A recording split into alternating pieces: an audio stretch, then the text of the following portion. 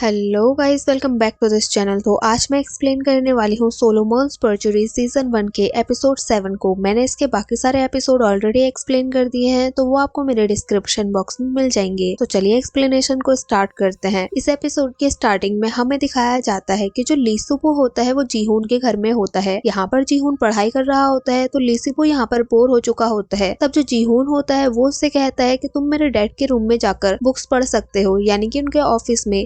अब जो यहाँ पर लीसुबो होता है वो उसके डैड के ऑफिस में जाता है और वहाँ पर उसको एक की मिलती है। जब वो की से उस अलमीरा को खोलता है तो वहाँ पर उसको एक डॉक्यूमेंट मिलते हैं जो कि उसके कॉलेज के होते हैं और उसके ऊपर वीआईपी लिखा होता है और उसमें कुछ बच्चों की लिस्ट होती है। अब यहाँ पर हमें दिखाया जाता है कि जीहून के डैड भी आ जाते हैं और वो इन दोनों के लिए खाना लेकर आए होते हैं। जो लीसुबो होता है वो अपने फ्रेंड के पास जीहून के पास चले जाता है और हमें दिखाया जाता है कि उसने उस सभी डॉक्यूमेंट्स के फोटो क्लिक कर लिए थे। इसके बाद हमें प्रेजेंट डे का सीन दिखाया जाता है। यहाँ पर केस की सुनवाई चल रही होती है। जो सियोन होती है वो देखती है कि यहाँ पर लीजूरी आई है और वो यहाँ से चले जाती है। सियोन लीजूरी के पीछे जाती है तो लीजूरी इससे कहती है कि वो यहाँ पर गवाही देना चाहती है, लेकिन उसकी एक शर्त होती है कि जब वो गवाही देगी तो वो यॉक वहाँ पर नहीं होगा। और लीजूरी भी उसकी बात मान जाती है और सभी लोगों से जाकर बात करती है। अब बात करने के बाद सभी लोग इस बात के लिए मान जाते हैं और वहाँ से वो यॉक को हटा देते हैं। अब लीजूरी की गवाही देने की बारी आती है। जब लीजूरी गवाही दे रही होती है तो यहाँ पर सभी लोग पहले उसका मजाक बनाते हैं और सब कहते हैं कि हम इसको नहीं जानते हैं। लीजूरी सभी लोगों के ऊपर गुस्सा करती है और उनसे कहती है कि तुमने पूरी जिंदगी मेरा मजाक उड़ाया है और अब तुम कह रहे हो कि तुम मुझे नहीं जानते हो। इसके बाद वो अपनी मन की भड़ास सभी लोगों के ऊपर निकाल देती है। अब जो सियोन होती है वो लीजूरी से क्वेश्चन पूछना स्टार्ट करती है, तो लीजूरी इसको बताती है कि मैंने सब कुछ अपनी आंखों से देखा था। तब सियोन उससे पूछती है कि तुम स्कूल में क्या कर रही थी। तब वो उसको कहती है कि मैं स्कूल में नहीं थी, मैं तो स्कूल के पास वाले कैफे में गई थी कुछ खाने के लिए। जब मैं वहाँ से वापस आ रही थी तो मैंने देखा कि स्कूल की बिल्डिंग की छत पे कोई खड़ा है और मुझे एक शैडो दिखाई दी। तब मैं उसको चेक करने के लिए वहाँ पर गई। तब मैंने देखा कि वहाँ पर वूयॉक और उसके 2 फ्रेंड्स थे और उन्होंने जो लीसुबो है उसको टेरेस पर चढ़ा रखा था और रेलिंग पर खड़ा कर दिया था और इसके बाद उसने उनको धक्का दे दिया। अब यहाँ पर जो लीजूरी होती है वो कहती है कि मैं भाग गई, मैं उसकी कोई भी हेल्प नहीं कर पाई क्योंकि अगर मैं जाती तो वो लोग मुझे भी मार डालते और मुझे इस सबसे डर लग रहा था। अब उसकी गवाही को प्रूफ करने के लिए जो सियोन होती है यहाँ पर अपना रिकॉर्डेड वीडियो दिखाती है और कहती है कि हमने इसकी जांच पड़ताल की है और यहाँ पर हमें लीजूरी की बातों की सच्चाई मिली है। जो कुछ भी उसने बोला है वो सच है। अब हमें दिखाया जाता है प्रिंसिपल भी ये सब देखकर बहुत गुस्सा हो रहा होता है। अब प्रिंसिपल भी गवाही देने के लिए रेडी होता है और उसकी टर्न आती है। जब प्रिंसिपल यहाँ पर गवाही देने के लिए आता है तो वो सभी लोगों के ऊपर बहुत ज्यादा गुस्सा कर रहा होता है और सबसे कहता है कि तुम मुझे अगर प्रिंसिपल कहकर बुलाओ तो बहुत ज्यादा अच्छा होगा। प्रिंसिपल यहाँ पर आने के बाद कहता है कि इस सब में कुछ भी गड़बड़ नहीं हुई थी और हमने यहाँ पर एंटी वायलेंस कमेटी ने भी पूरा सही फैसला लिया था। वो कहता है कि हमने ये सब कुछ जल्दी खत्म इसलिए किया क्योंकि उससे स्कूल के ऊपर इफेक्ट पड़ रहा था। और वो इससे जीहून से कहता है कि तुम तो इस स्कूल की भी नहीं हो, फिर तुम इस चीज में इतना इंटरेस्ट क्यों ले रहे हो। तो जो जीहून होता है वो प्रिंसिपल से कहता है कि आपने फेयर डिसीजन नहीं लिया, आपके डिसीजन की वजह से जो लीसुबो था वो डिप्रेशन में चले गया और उसको ऐसा कदम उठाना पड़ा। वो कहता है कि अगर आप फेयर डिसीजन लेते तो वो यॉक की साइड से आप उसके फैमिली मेंबर को नहीं रखते यहाँ पर एंटी वायलेंस कमेटी में। और वो ये भी दिखाता है कि बच्चों ने उस रात कमेंट किए थे बहुत ज्यादा और ट्वीट भी किए थे, लेकिन कोई भी आगे नहीं आना चाहता था क्योंकि सबको पता था कि अगर वो आएंगे तब भी कोई फायदा नहीं होगा और जो अमीर साइड है वो हमेशा की तरह जीत जाएगी। प्रिंसिपल को ये बात सुनकर बहुत ज्यादा गुस्सा आता है और वो यहाँ से गुस्से में चले जाता है क्योंकि सभी लोग स्कूल की कमेटी के ऊपर आरोप लगा रहे होते हैं। इसके बाद हमें दिखाया जाता है कि जो सियोन की मॉम होती है वो इन लोगों के लिए खाना लेकर आई होती है और वो सियोन के ऊपर बहुत ज्यादा गुस्सा करती है क्योंकि उसने अपने सबूतों को इकट्ठा करने के लिए अपनी जान को जोखिम में डाला होता है। लेकिन सियोन उनसे प्रॉमिस करती है कि अब से वो ऐसा कुछ भी नहीं करेगी। इसके बाद हमें दिखाया जाता है जो डिटेक्टिव होती है वो सियोन के डैड से जीहून के बारे में बात करने के लिए आती है क्योंकि उनको लग रहा होता है कि जो जीहून है वो बहुत ही ज्यादा एक्टिव है और वो कुछ ना कुछ जानबूझकर कर रहा है। लेकिन यहाँ पर जो सियोन के डैड होते हैं वो उनको बताते हैं कि सियोन किसी के भी बारे में आकर घर में बात नहीं करती है। और हमें दिखाया जाता है कि जो डिटेक्टिव होती है वो उससे भी मिलती है जो कि न्यूज का रिपोर्टर होता है और ये लोग जीहून के बारे में कुछ ज्यादा ही सोच रहे होते हैं। अब हमें वापस से सुनवाई का सीन दिखाया जाता है। यहाँ पर वो यॉक का फ्रेंड आया होता है जिसने पहले भी गवाही दी थी और वो वापस से गवाही देने के लिए आया होता है क्योंकि उसने पहले कुछ ज्यादा कुछ नहीं बोला था और उसकी गवाही पूरी नहीं हुई थी। अब हमें दिखाया जाता है जो सियोन होती है वो उसके फ्रेंड से बात बात करती है और उससे पूछती है कि अब क्या बाकी रह गया है। तब वो उसको बताता है कि वो अपने फ्रेंड्स के साथ उस रात नहीं था, वो कहीं पार्टी में गया था और किसी होटल में था, और वो फोटोज को दिखाने के लिए बोलता है और यहाँ पर प्रूफ के तौर में फोटोज को सबमिट किया जाता है। और वो यहाँ पर ये भी बोलता है कि ली सुबो की डेथ के नेक्स्ट डे वूयॉक ने खुद उसे बताया था कि उसने ही ली सुबो को मारा है। अब जब यहाँ पर वूयॉक ये बात सुनता है तो वो बहुत ज्यादा गुस्सा हो जाता है और वो अपने फ्रेंड को मारने के लिए उसकी तरफ जाने लग जाता है, लेकिन बहुत सारे लोग मिलकर उसको कंट्रोल करते हैं। इसके बाद हमें दिखाया जाता है जो सियोन की फ्रेंड होती है वो रोने लग जाती है ये पता चलने के बाद कि ली सुबो को